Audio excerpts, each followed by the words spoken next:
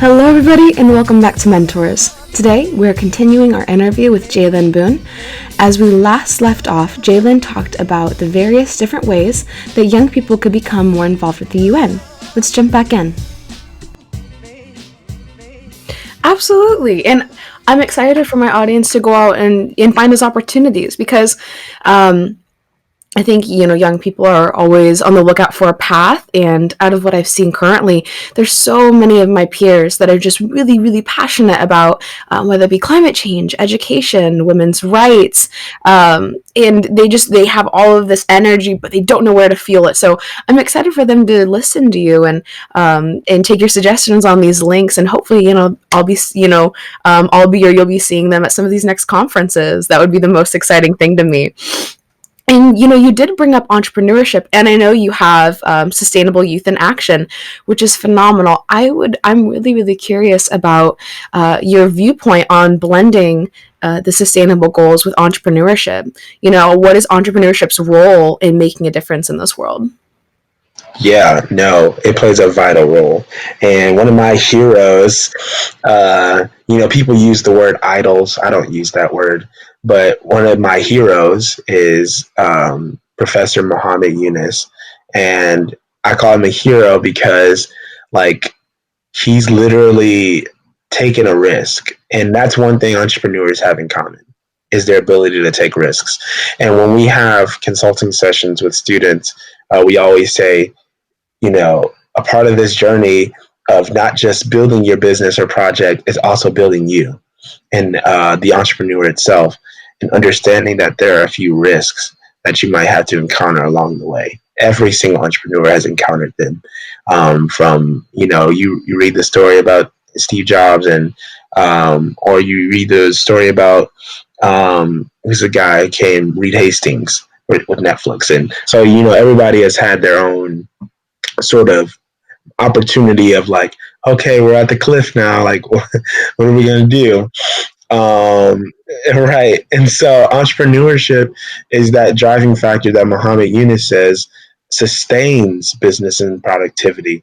I have this video that I'm not afraid to take off my social media, but it's a simple phrase that I just don't like charities.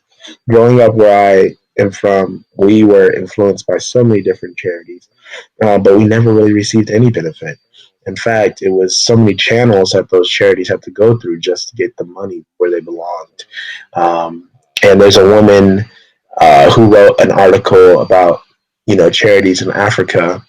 And it blew my mind because she's coming from a World Bank perspective and utilizing, a holistic analysis of the continent, and finding that most governments, had to go through the money went through those governments for whether the purpose was for an African well fund project, right? Let's get some more wells.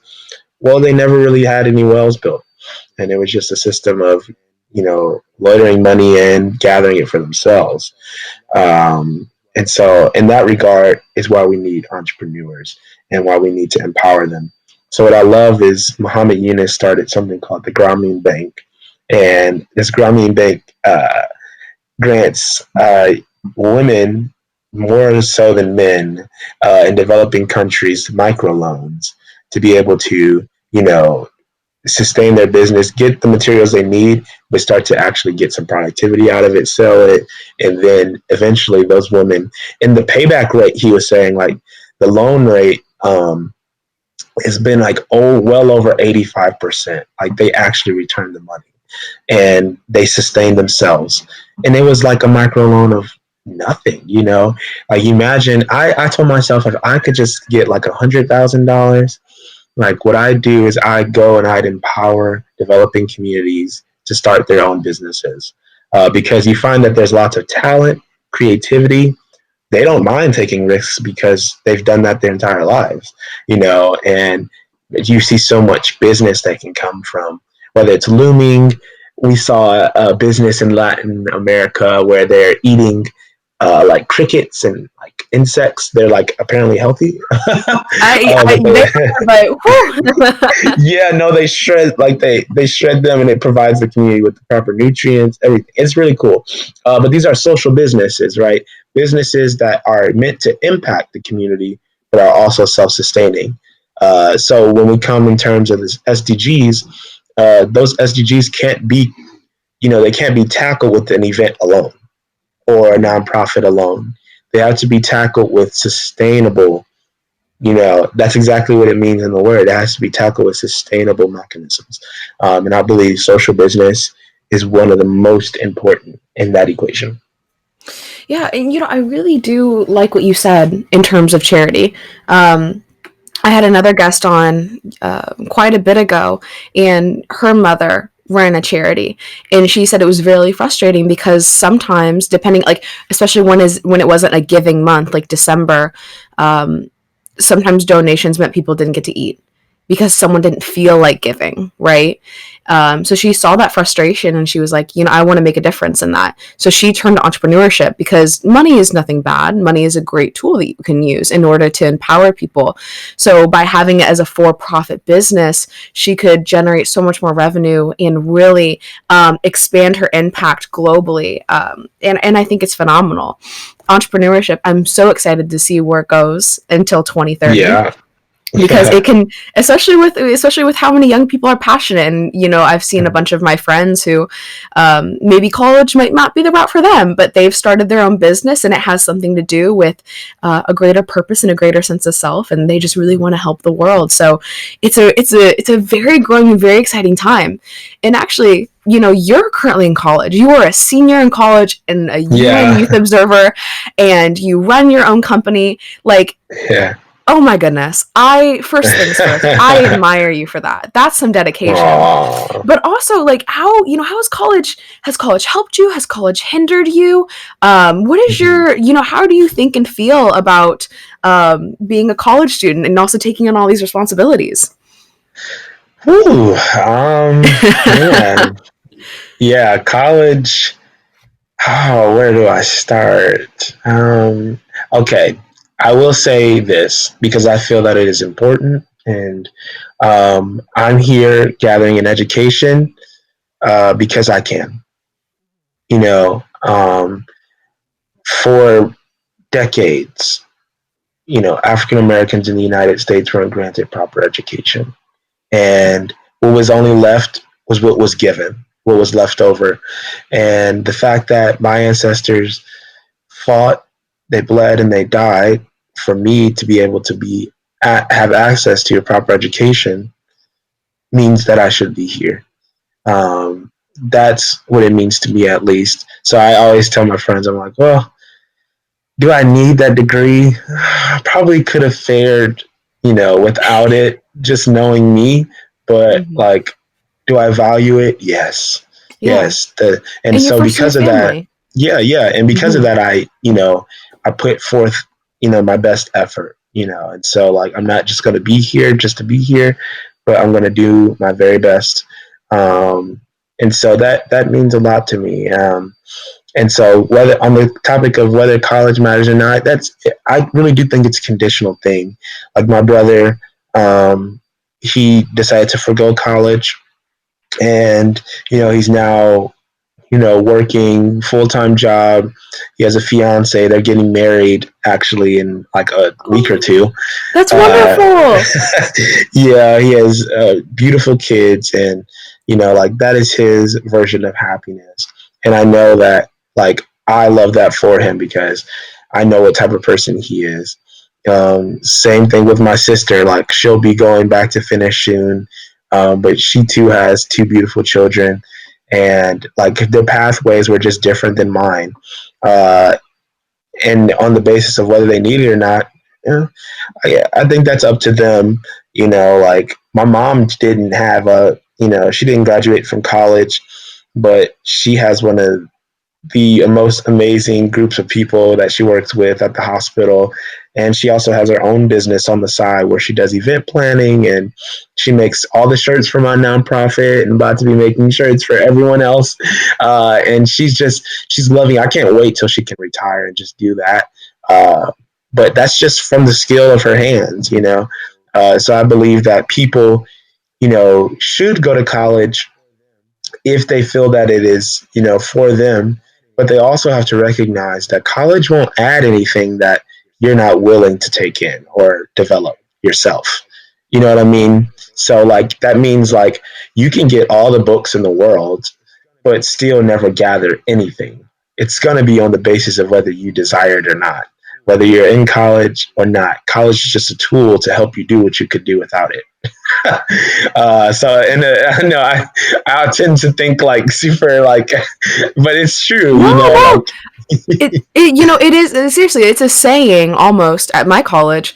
As a not even a freshman, as a high school senior, I toured around campus privately, and I asked several juniors and seniors. I said, what is Ball State a good college? Should I be here essentially?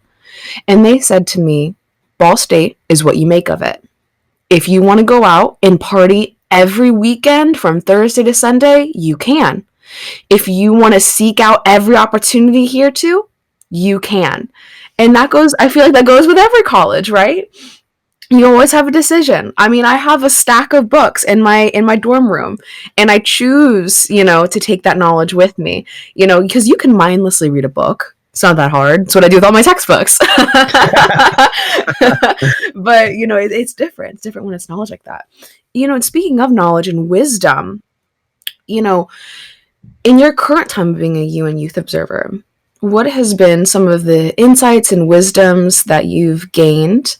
And what would you kind of like to really share with the audience? Yeah, no, I've gathered lots of wisdom. So let me tell you. So this process, because usually people always want to know, like, what's the process of becoming a youth observer? And the process is, I guess if you've never been used to work before, it's ridiculous. But I mean, I've been used to work, so like it wasn't that bad. So it's just a preliminary like application, just talking about your like pathway, like why you want to do this, what you're gonna do it for. You're just writing out your entire life, and then they get back to you, and they tell you to do a speech, right? Like you got to record a speech. You're about to talk to this and this over any topic you want. Like go ahead. And so you record a speech. Mine was a little dry, but it was all right.